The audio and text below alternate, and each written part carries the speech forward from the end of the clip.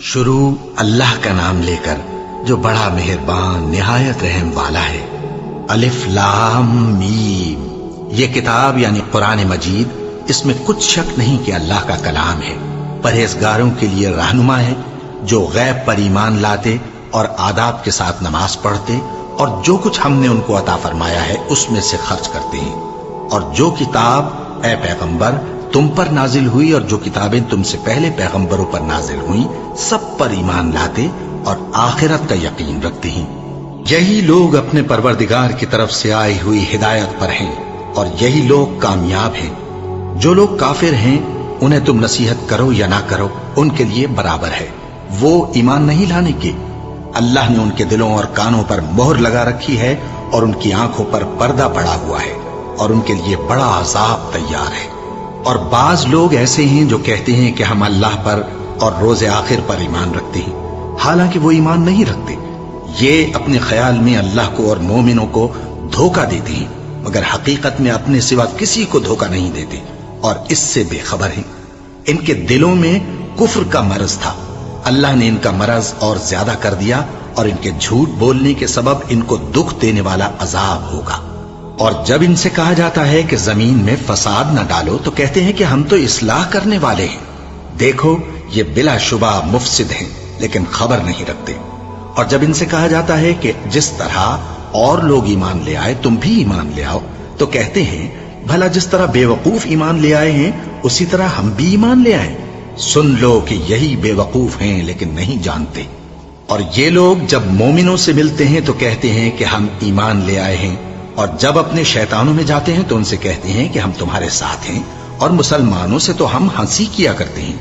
ان منافقوں سے اللہ ہنسی کرتا ہے اور انہیں مہلت دیا جاتا ہے کہ شرارت و سرکشی میں پڑے بہک رہے ہیں۔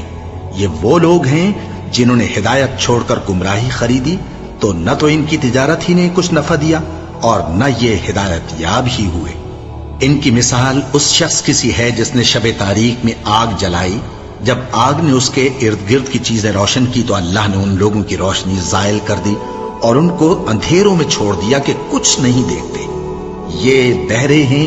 گونگے ہیں، اندھے ہیں کہ کسی طرح سیدھے رستے کی طرف لوٹ ہی نہیں سکتے۔ کیا ان کی مثال میں کسی ہے کہ آسمان سے برس رہا ہو اور اس میں اندھیرے پر اندھیرا چھا رہا ہو اور بادل گرج رہا ہو اور بجلی کوند رہی ہو تو یہ کڑک سے ڈر کر موت کے خوف سے کانوں میں انگلیاں دے لے۔ اور اللہ کافروں کو ہر طرف سے گھیرے ہوئے ہے، قریب ہے کہ بجلی کی چمک ان کی آنکھوں کی بصارت کو اچک لے جائے۔ جب بجلی چمکتی اور ان پر روشنی ڈالتی ہے تو اس میں چل پڑتے ہیں، اور جب اندھیرا ہو جاتا ہے تو کھڑے کے کھڑے رہ جاتے ہیں۔ اور اگر اللہ چاہتا تو ان کے کانوں کی سنوائی اور آنکھوں کی بینائی دونوں کو زائل کر دیتا۔ بلا شبہ اللہ ہر چیز پر قادر ہے۔ لوگوں، اپنے پروردگار کی عبادت کرو جس نے تم کو اور تم سے پہلے لوگوں کو پیدا کیا تاکہ تم اس کے عذاب سے بچو، جس نے تمہارے لیے زمین کو بچھونا اور آسمان کو چھت بنایا اور آسمان سے مے برسا کر تمہارے کھانے کے لیے انواع و اقسام کے میوے پیدا کیے۔ بس کسی کو اللہ کا ہمسر نہ بناؤ، اور تم جانتے تو ہو۔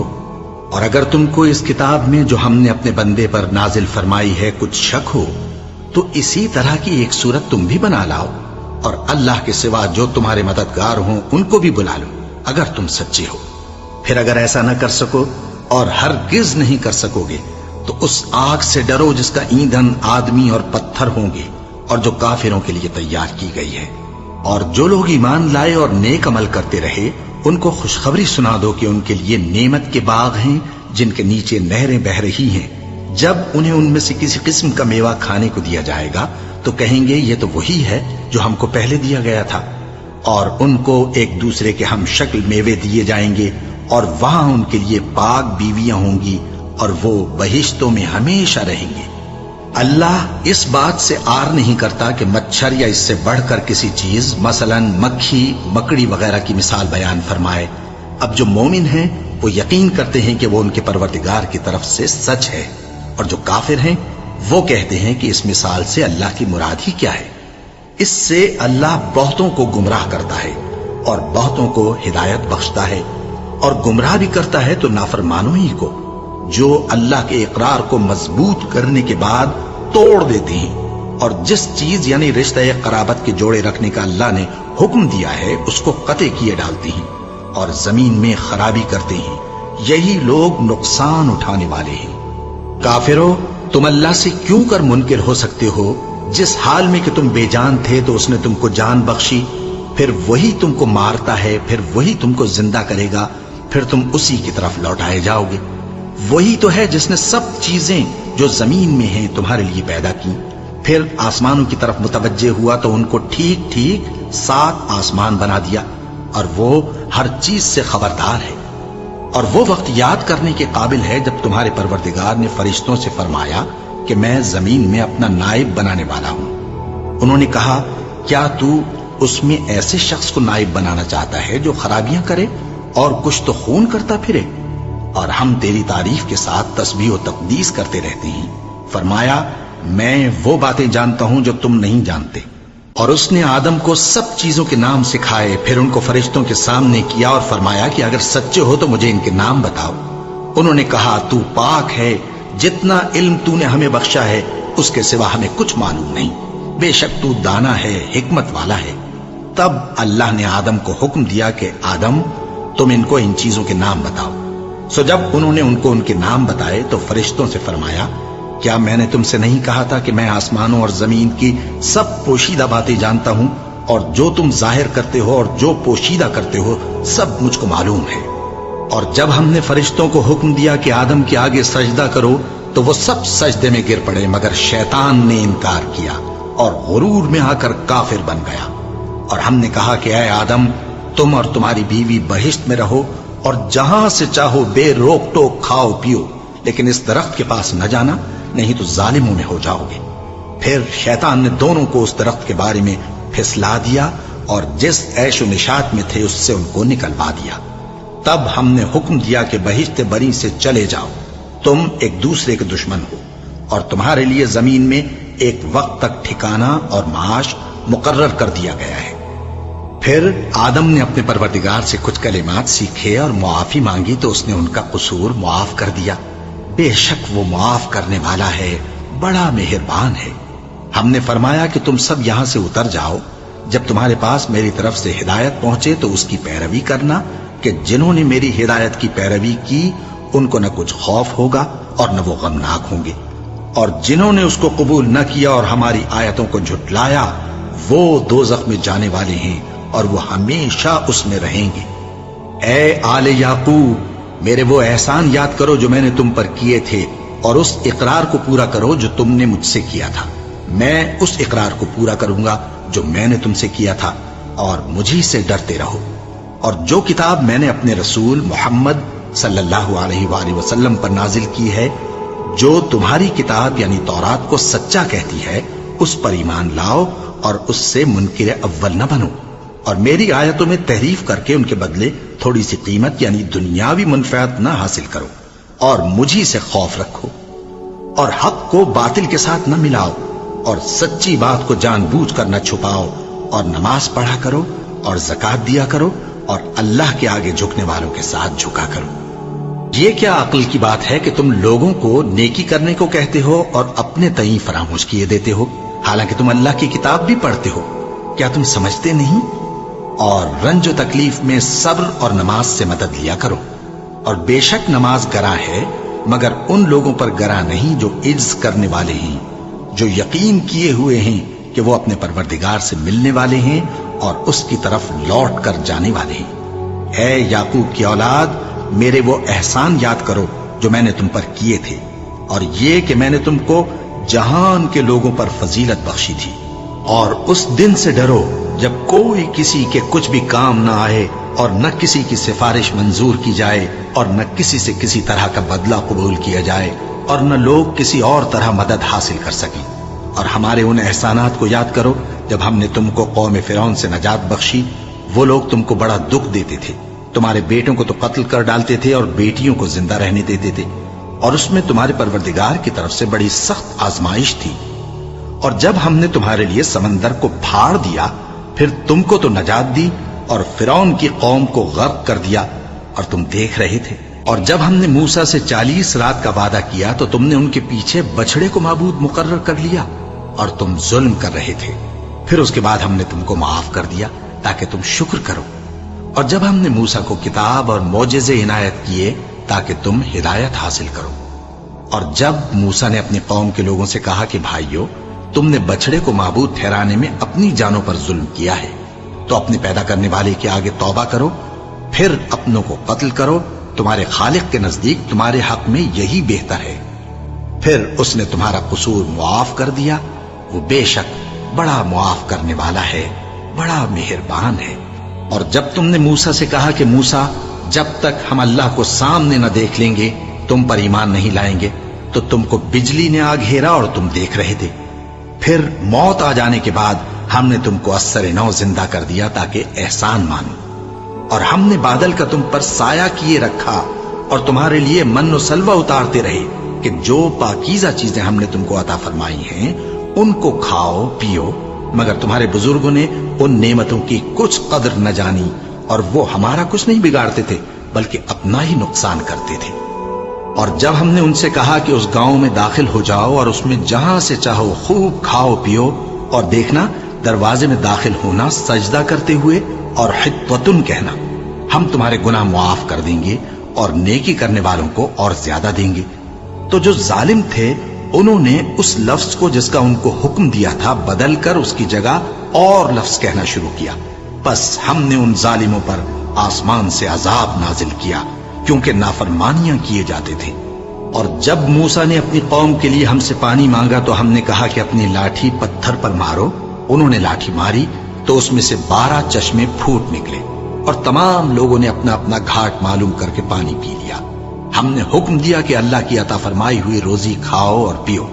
اور زمین میں فساد نہ کرتے پھرنا۔ اور جب تم نے کہا کہ موسیٰ، ہم سے ایک ہی کھانے پر صبر نہیں ہو سکتا، تو اپنے پروردگار سے دعا کیجئے کہ ترکاری اور ککڑی اور گیہوں اور مسور اور پیاز وغیرہ جو نباتات زمین سے اگتی ہیں ہمارے لیے پیدا کر دے۔ انہوں نے کہا کہ عمدہ چیزیں چھوڑ کر ان کے بدلے ناقص چیزیں کیوں چاہتے ہو؟ اگر یہی چیزیں مطلوب ہیں تو کسی شہر میں جا اترو، وہاں جو مانگتے ہو مل جائے گا۔ اور آخر کار ذلت و رسوائی اور محتاجی و بے نوائی ان سے چمٹا دی گئی، اور وہ اللہ کے غضب میں گرفتار ہو گئے، یہ اس لیے کہ وہ اللہ کی آیتوں سے انکار کرتے تھے اور اس کے نبیوں کو ناحق قتل کر دیتے تھے، یعنی اس لیے کہ نافرمانی کیے جاتے اور حد سے بڑھے جاتے تھے۔ جو لوگ مسلمان ہیں یا یہودی یا عیسائی یا ستارہ پرست، یعنی کوئی شخص کسی قوم و مذہب کا ہو، جو اللہ اور روز قیامت پر ایمان لائے گا اور عمل نیک کرے گا، تو ایسے لوگوں کو ان کے اعمال کا صلہ اللہ کے ہاں ملے گا، اور قیامت کے دن ان کو نہ کسی طرح کا خوف ہوگا اور نہ وہ غمناک ہوں گے۔ اور جب ہم نے تم سے عہد کر لیا اور کوہ طور کو تم پر اٹھا کھڑا کیا اور حکم دیا کہ جو کتاب ہم نے تم کو دی ہے اس کو زور سے پکڑے رہو، اور جو اس میں لکھا ہے اسے یاد رکھو تاکہ عذاب سے محفوظ رہو، پھر تم اس کے بعد عہد سے پھر گئے، سو اگر تم پر اللہ کا فضل اور اس کی مہربانی نہ ہوتی تو تم خسارے میں پڑ گئے ہوتے۔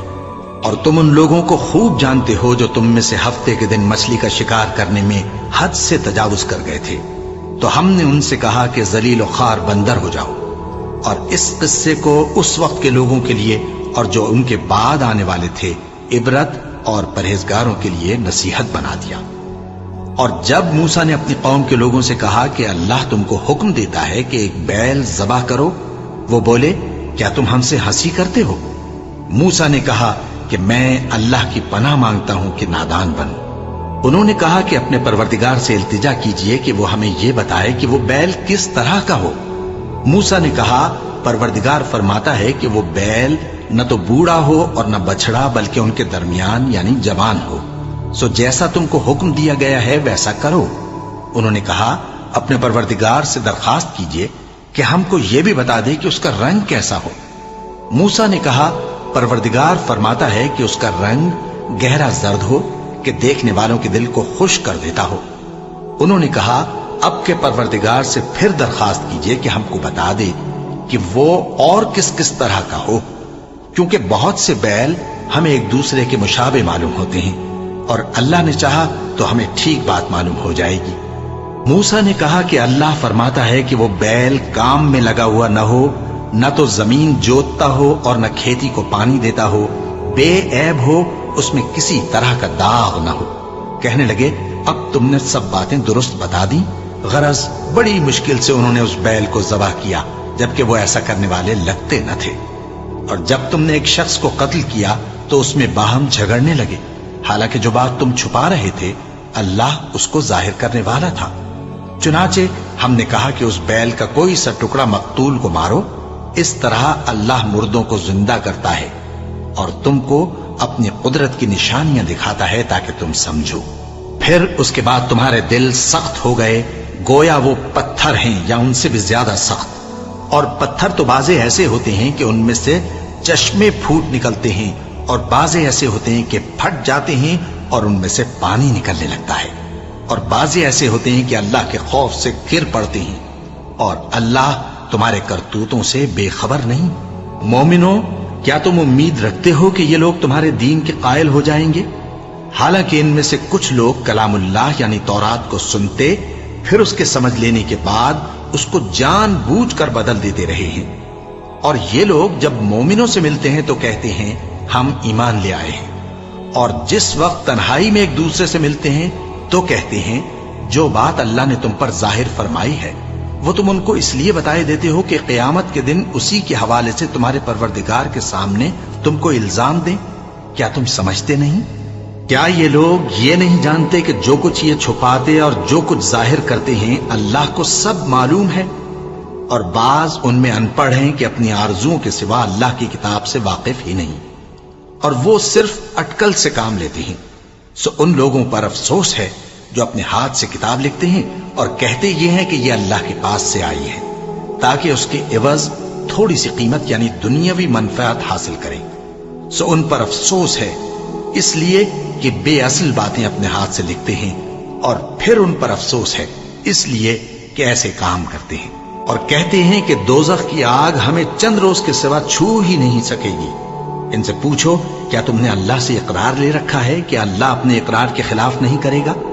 یا تم اللہ کے بارے میں ایسی باتیں کہتے ہو جن کا تمہیں مطلق علم نہیں؟ ہاں کیوں نہیں،